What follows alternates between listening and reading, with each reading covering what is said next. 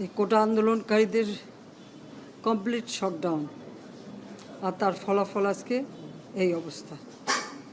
সমস্ত দাবি মেনে নেওয়ার পরেও তাদের আর সে শাটডাউন শেষ হয় না। কী কারণে আমি বুঝি না।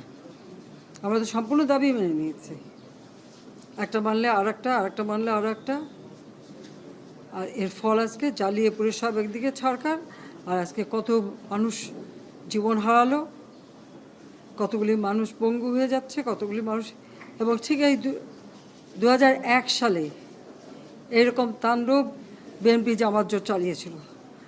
আওয়ামী লীগের প্রায় 21,000 নেতাকর্মী হত্যা করে, কত মানুষ গুলি খেয়ে তাদের ঘর বাড়ি হাত পা কেটে দেওয়া, চোখ তুলে দেওয়া, মেয়েদের রেপ করা, এই তাণ্ডব ছিল। আবার 2013 সালে অগ্নিসন্ত্রাস, 13, 14, 15 আগুন জ্বালানো, সব যে গাড়ির ভিতরে, বাসের ভিতরে মানুষ, সেখানেও আগুন জ্বালানো। 23 সালে সেখানেও সেই তাণ্ডব, আর প্রতিবারই পুলিশের উপরে আঘাত, পুলিশের হত্যা, মানুষ মেরে ঝুলিয়ে রাখা, পুলিশ মেরে ঝুলিয়ে রাখা, গাজীপুরে আমাদের কর্মী মেরে ঝুলিয়ে রাখা। এটা কি ধরনের রাজনীতি আমরা জানি না। যেখানে দাবি করেছে প্রত্যেক দাবি আমরা মেনে নিয়েছি। আর মামলা তো তাদের না, আমার করা প্রজ্ঞাপন হাইকোর্ট বাতিল করে দেয়, সরকারের পক্ষ থেকেই তো আমরা আপিল করি, এবং ওই হাইকোর্টের সে রায় সেটা স্থগিত করে দেওয়া হয়। তাহলে তো আবার কোটা থেকে যায়। তাহলে আন্দোলনটা কিসের জন্য ছিল? একেবারে শাটডাউন করে সবাইকে তারপরে মারা।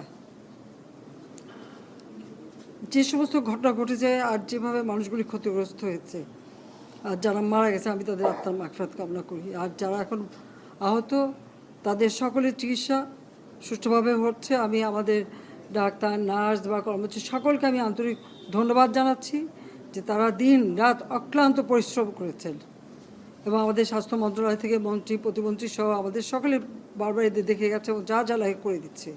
আজকে চিকিৎসার জন্য যা যা লাগবে আমরা করে দিচ্ছি। আর যারা পা হারিয়েছে বা হাত হারিয়েছে, আমরা কৃত্রিম পায়ের ব্যবস্থা করে দেব, যাতে তারা আবার সুস্থ মানুষের মতো চলতে পারে, নিজের কাজ করতে পারে।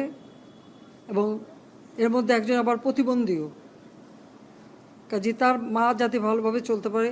প্রতিবন্ধী অবশ্য আমরা ভাতাও দিচ্ছি, কিন্তু তাকে আরও ব্যবস্থা করে দেব, আমাদের যতটুকু সাধ্য করে দেব। কিন্তু আমার দেশবাসীর কাছে আমি বিচার চাই, কি অপরাধটা কি করেছি যে এইভাবে, যেখানে আমি মানুষের ভাগ্য পরিবর্তনের কাজ করে যাচ্ছি, মানুষের জীবন মান উন্নয়ন করেছি। আজকে বাংলাদেশ সেই 2008-এর বাংলাদেশ আর 2024-এর বাংলাদেশ তো এক না। বাংলাদেশের মানুষের জীবন মান তো উন্নত হয়েছে। আমাদের অর্থনীতি আজকে কত কত উপরে উঠে গিয়েছিল, এবং এটা মনে হলো যে এটা আর কিছুই না।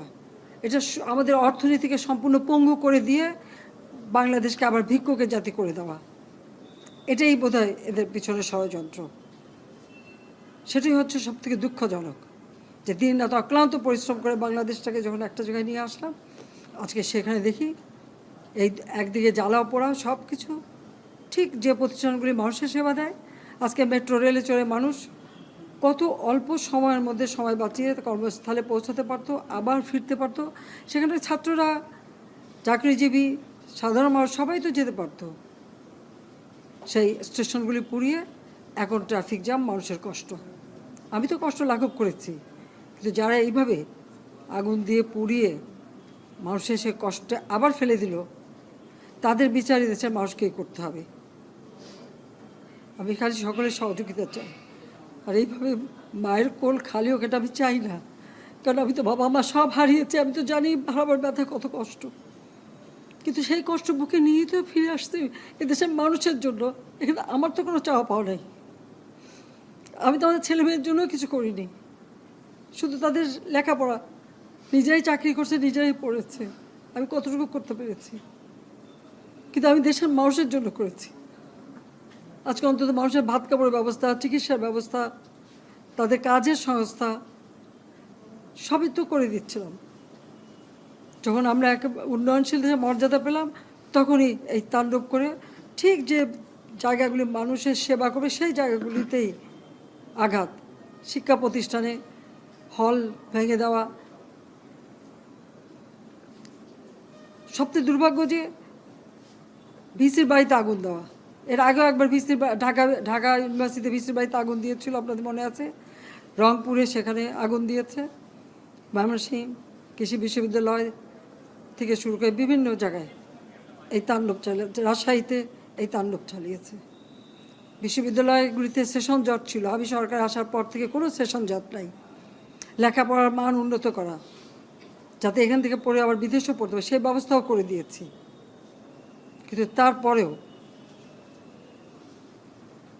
কোটা সংস্কার আন্দোলন, কোটা তো আমি বাতিলই করে দিয়েছি। আমি আহ্বান করেছিলাম যে একটু ধৈর্য ধরো, হাইকোর্টে শুনানি হবে, হাইকোর্ট যে রায় দেয়। না, তারপরেও এই আন্দোলন হবে। আজকে এই যে এতগুলি মানুষের জীবনের ক্ষতি হলো, এতগুলি পরিবার ক্ষতি হলো, এর দায় দায়িত্ব কাদের? আমি দেশবাসীর কাছে সেই আহ্বান জানাবো যে এই ধরনের ধ্বংসযজ্ঞের জন্য এই দেশকে নিয়ে আর কেউ চালাতে না পারে। আমি সকলে সাহায্য চাই। আর আমি চাই না এভাবে মায়ের কোল খালি হোক আর এভাবে মানুষ অসহায় হয়ে পড়ুক।